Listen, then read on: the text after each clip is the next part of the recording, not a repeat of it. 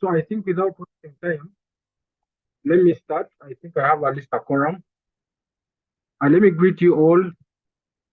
Uh, Dr. Chimera, Said, Hussein Kaye, and Mr. Munir, and the rest of the members. So by the name of my guy Ayub Hussein, and I would like to take you through basic research methodology. And this time around, it's going to be a little tense and practical. Okay. Mr. Chimera and some other members happened to attend the first session of that we had. So this time around, we are going to be a little tense, or more descriptive and explorative. So basically, this shall be an introduction of research methodology. So when you talk about research methodology, after having done your introduction, to answer the question of what, okay, what is it that people probably know and have worked on, that's your introduction. And the literature, which answers the question of like, why are you doing that research? Where is the gap, okay? It exists within the literature, but has to be also described in the introduction. So the methodology answers the question of like, how are you going to conduct this research? How are you going to obtain the data? How are you going to analyze the data? And how are you going to present your results in relation to your research objectives? Okay. So it answers the questions of what data will you collect or you collected. Can you hear me? Lillian, you can mute self. Lillian, you can mute yourself. But you're welcome. So the research methodology answers the question of what will you collect, or in terms of the data, from whom, I mean the participants, which participants are you interested in, who will collect it, those are your research assistants, and how will you collect the data, and how will you analyze the data. So all this should be in a manner that is replicable, okay? It should be in a manner that if I'm to do a research that probably Mr. Munir did, and I follow his methodology, how he conducted the research, I can still produce almost similar data, okay? It may not be that similar in the manner because of the timing, and also how probably the timing and the site, but it should be replicable. I should be able to get almost similar results in case I follow his methodology. So the methodology should be replicable. It is the practical part of your research. So you've heard about quantitative research and also mixed methods. So when you talk about quantity, okay, when you were kids, they could send you and then they'll be like, go and bring a kilogram of sugar, okay? Go and bring a kilogram of beans, okay? So the kilogram was actually justifying the quantity, okay? But when you would bring beans at home and then they could have lots of stones, they could tell you these beans are of poor quality. But quality is dependent on one's perception, okay? What is quality to me may not be quality to Lillian, or may not be quality to Hussein, okay? So quantity is measurable, numbers, okay? Numeric. However, qualitative research deals with statements and phrases, and mixed method is when you have a cocktail of both the numbers and also statements, okay? We are going to see such research as we go on. We are going to get articles, and then we can be able to identify which research was, or which data did this research generate. Was it qualitative research data, or was it quantitative? Did this research do a mixed method? Okay. Did it use surveys and all interviews to get this data? So we have ways of obtaining the qualitative and quantitative data, as we shall discuss along. So the importance of knowing whether your research or your data is to yield quantitative or qualitative result, it helps you to give you the direction, okay, the angle at which you have to look at things in terms of when the results come back. Okay. So e.g., the quantitative data, as I told you earlier, deals with the numerics or measurable variables like weight, height, visit age, BMI, and qualitative data deals with perception, how somebody feels, the feelings, the attitude, and mixed method is that research whereby you have both in your study. So you do a research, maybe, let me tell you, like the research, there was a research I did which was about uh, alcohol consumption, the practices, knowledge and practices of alcohol consumption, okay, among students of KIU, and the research site was Chizinda, okay. So I was looking at their knowledge and the attitude about alcohol consumption. But remember, I was capturing their age, their faculty, their level of education. So the age bracket was representative of quantitative data, okay? And then the perception, let me give you an example of a question that was in that questionnaire was like, what type of how do you feel when you take alcohol? Okay, that question is broad. So somebody will tell you, me, I feel high, me, I feel low, me, I feel a little depressed, me, I feel excited. You get it?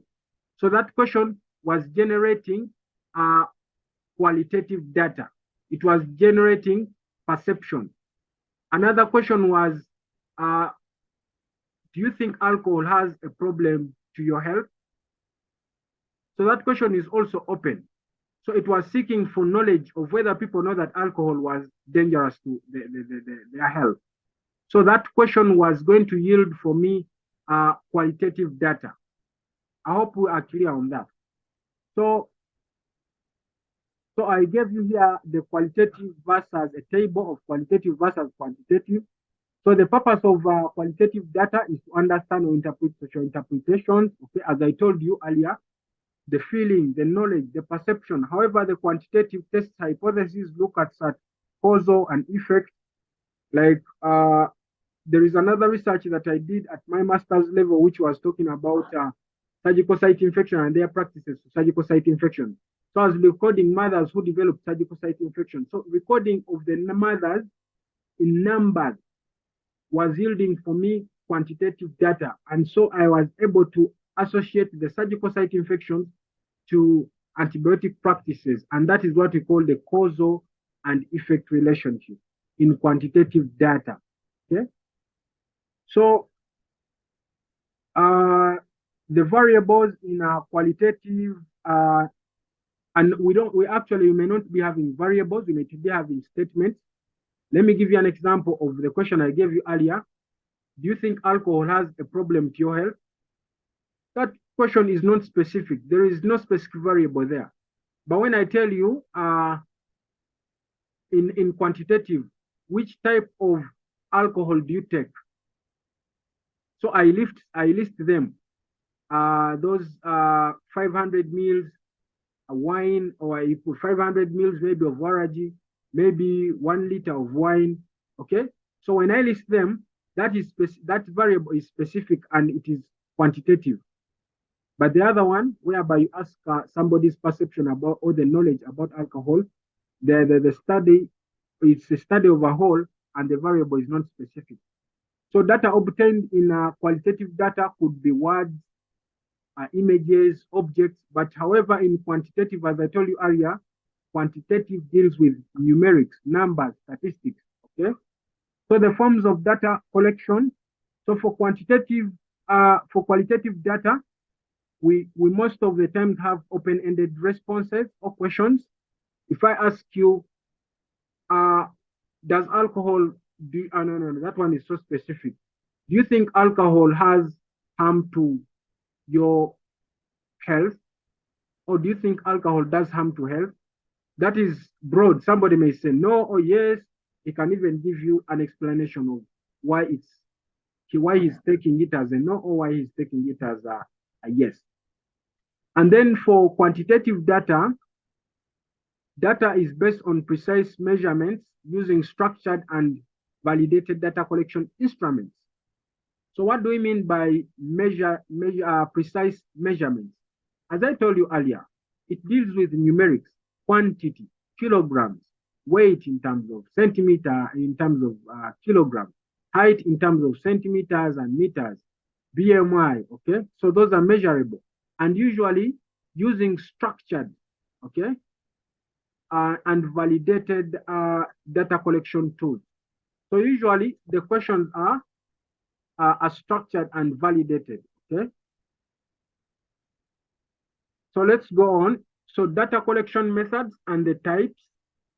So there are different approaches of collection of data, okay? Right now, if I ask you a question of how did you get to know about TB, okay? And then I send the question via, or maybe via our WhatsApp group, and I put there multiple choices, Facebook, WhatsApp, YouTube, so that somebody can pick from those above. So the sending of either online, or I send you a Word document, or I send you a hard copy for you to fill in, those are what we call surveys, okay? That is a survey. And then we have some other data collection tools which are observational. I can just come to your school or your university and I want to see the attendance of students for a certain course. Let me give an example of microbiology. So I can just sit in the class and then I keep observing how many students come every day for that class. So that is observational data collection. So we have experiments. Those are explanatory. You've been in laboratories whereby you have chemicals you have to mix and then expect some results. Then we have what we call interviews. Like right now, I can call you and maybe I tell you to unmute and then you tell me about your perception about TB and its training. So that is interview. That is data collection through interviews. But the fact that you are many, this is now a focus group interview. When I tell you unmute and then we start sharing. How did you get to know about TB? Okay. What is your perception about the courses and the training? The fact that you're many, that is a focus group interview. And usually interviews, focus group interviews and even interviews yield what we call qualitative data, okay? They yield people's feelings, expressions, perceptions. And I told you earlier that data that is known in terms of numeric is called qualitative data, okay? And when I ask you about how did you know about TB, that question can be open-ended in case I give you, in case I don't give you options. But if I give you options, like either WhatsApp, how did you know about TB? Then I give you options, WhatsApp, YouTube, Facebook. It means that question is closed-ended, okay? It has options for you to pick from. But an open-ended question allows for explanatory, or it is exploratory and it allows you to express yourself, okay? I hope we are clear on open-ended and closed-ended questions. For open-ended, as I told you earlier, it doesn't give you options, so you express yourself. But closed-ended questions usually have options for you to pick from. So as you go on, you'll get to, in your research, you'll need to understand what the word sampling means. Sampling, it is, we cannot really study the whole population, okay? If they tell you to study the perception of students, the perception of Victoria University from the students, their perception about the university, you may not pick all the students in the university. So you may need a small portion, maybe from each faculty, and that is what we call a sample. It is a proportion of the population. However, this proportion should be representative. I gave you an example on the right here, like a cake. So when you guys make birthday cakes, and when you make birthday cakes at your homes, and then you have the icing sugar on top, then you have the cake, and then you have the bottom part, which is, I think, pepper.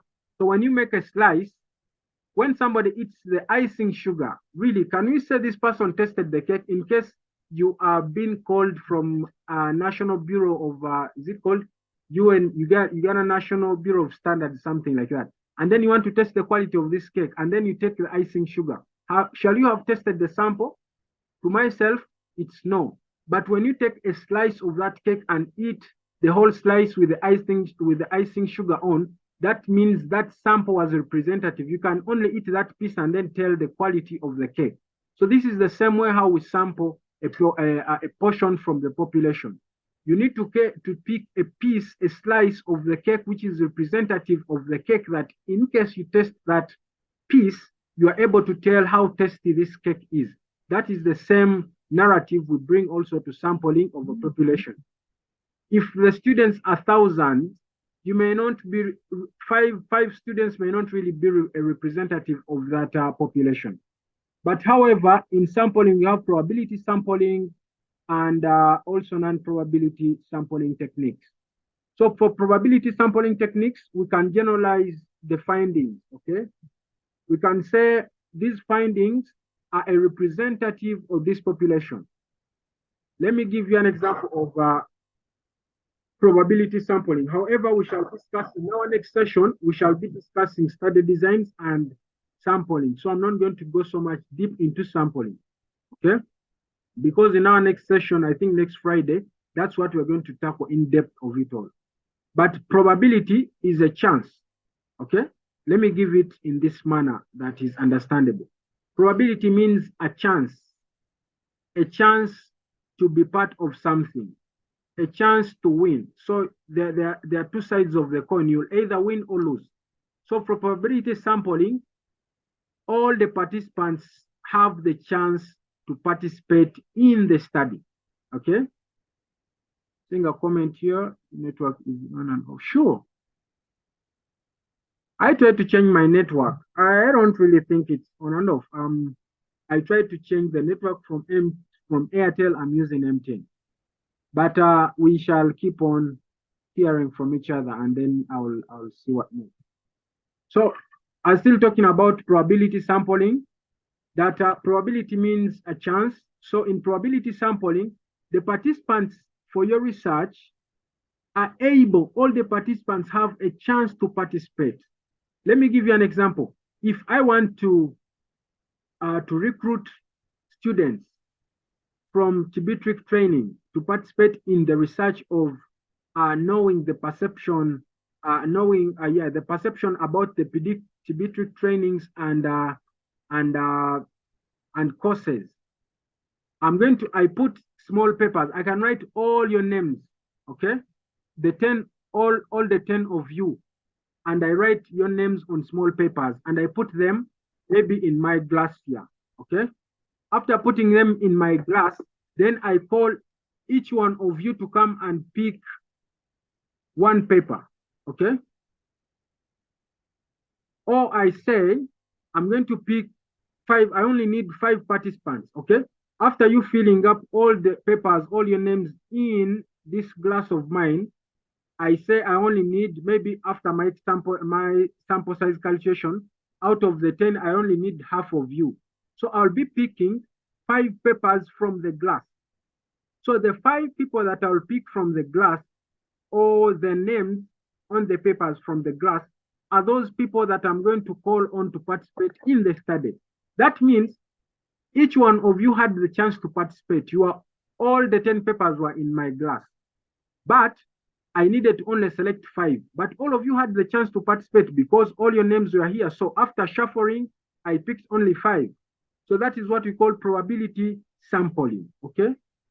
But non-probability sampling, it is usually purposive and also convenient. I may just say, no, I will only consider those ones in Kampala, okay? So that is non-probability. I'm basing on access because I'm in Kampala, so I'll be like, no, I'll consider only those in Kampala, and those are the ones I'll consider for the study. Are we clear on the non-probability? Non-probability, I'm repeating, I think the network has been a little off. I can say I'm only considering participants in Kampala to participate in our study of knowing about the perception about TB training and courses. That is non-probability. So let's go on. So you have also heard about data analysis. So this is directly linked to your question or the objectives. So we have what we call thematic analysis, and thematic analysis yields what we call or qualitative data can yield what we call thematic analysis. Or if you've done interviews, okay, or focus group discussions, I told you earlier, those ones yield what we call qualitative data. Okay. If you have now qualitative data, how are you going to analyze this data? This data is usually analyzed either by thematic analysis or narrative analysis. Thematic analysis, we shall also discuss it in the future, but you generate themes. Let me give you an example of knowledge and practices of alcohol consumption. So you can generate a theme of knowledge, then you'll analyze knowledge. You'll put theme one, knowledge, theme two, practice, theme three, perception. Okay. Then narrative analysis, you analyze the statements people said. Okay. The narrative, the statements, the sayings, okay, the experiences people talked about. But however, when we have surveys, observational data, those ones can yield what we call quantitative data. Quantitative data, I told you earlier, is measurable or numeric. And when you have quantitative data, you can usually generate what we call statistical analysis. Statistical analysis include descriptive and inferential. Descriptive is when you have percentages. You've seen this research during your undergraduate, whereby you only generate standard deviations, mean, frequencies, and percentages. So that kind of analysis is called descriptive. You only describe the population. There are 100 students in this school with HIV. Only 50 students had knowledge about alcohol consumption. So that is descriptive. But when we deal with inferential statistics, it compares data to identify relationship or causal relationship. Give an example of my study, which was dealing with surgical site infection and their association to antibiotic practices. So antibiotic practices, that is receival, administration, and also mode of administration and the impact of the antibiotics to surgical site development. So I can make a causal effect with that, okay? After my descriptive, I can generate inferential statistics. I can generate what we call the regression analysis to see whether getting antibiotic increased the chance of somebody getting the wound, or not getting the antibiotic reduced the chances of getting somebody with a wound or a mother with a wound. So that is what we call inferential. You make associations, you make relationships with the variables that you have. So let's go into the practical session of this. I have a study by Hannah. I hope you can all see it. This study was, its title is Alcohol Consumption in Aquatic Settings, Exploring Young Adults' Attitude and Knowledge. So in the previous studies, it was identified that there was a risk. Alcohol contributed a significant risk to drownings of these young adults into maybe ocean, something like that. But there was no really good contextual understanding of the alcohol consumption and the aquatic setting in those limited areas. So Hannah decided to do a study to understand the knowledge and the attitude of these students, probably from United Kingdom and Australia, towards the involvement in aquatic activity after consuming alcohol. So I wanted to really see alcohol and its relationship to drownings in that area, in that aquatic setting. So the question we ask ourselves here is, what data collection method did he use? Okay. If you look at this, the yellow part, now let us concentrate on the yellow. This study used a survey, and the number of the survey was 182. So I told you earlier, surveys, I can send you an email having some questionnaire for you to fill. So surveys, we usually use the questionnaires to fill. So this Hannah used a survey. That is number one. What else did he use? He also used one-to-one. One-to-one means me and you. That means he used interview, okay? And also he used focused, or what we call focus group interviews and small group interviews of 2023, okay? So he used both one-on-one and small group interviews. So meaning this is what we call a mixed method study, okay?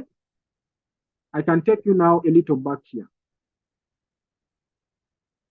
So this is what we call a mixed method study, whereby we have both the numbers and the phrases. Is that clear? So Hannah used a mixed method study, whereby he's going to generate qualitative and quantitative data. Are we together? So we are going to discuss more about the surveys in our next session, and I'll display this survey and also what is the survey and how did Hannah conduct this survey and how did he conduct the interviews. Okay, so the survey should be validated. So how did Hannah use the survey? He sent emails to these adults. He also used social media. He also used university platforms, and he also used hard copies. Okay, are you seeing those underlined statements? And then how did he use interviews? He purposively selected one-on-one of the participants and also made some small groups. Okay, so he invited them through the cafes of the university. So he made posters in these cafes and invited these students to participate. So right now I can call on this session, and I would like you to go to the Google Meet session, whereby you're going to ask me questions there, and I will also throw more light on the session. So you go to your WhatsApp group and then switch to Google Meet. Thank you so much.